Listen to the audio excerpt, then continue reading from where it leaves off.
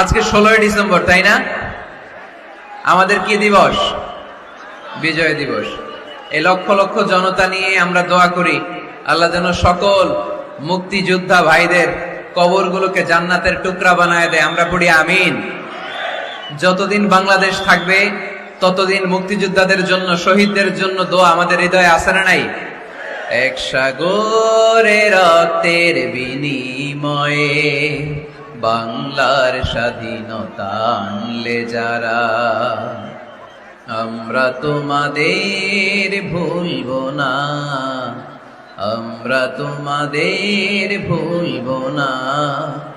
এক সাগরে রক্তের বিনিময়ে বাংলার স্বাধীনতা আনলে যারা, আমরা তোমাদের ভুলব না, আমরা তোমাদের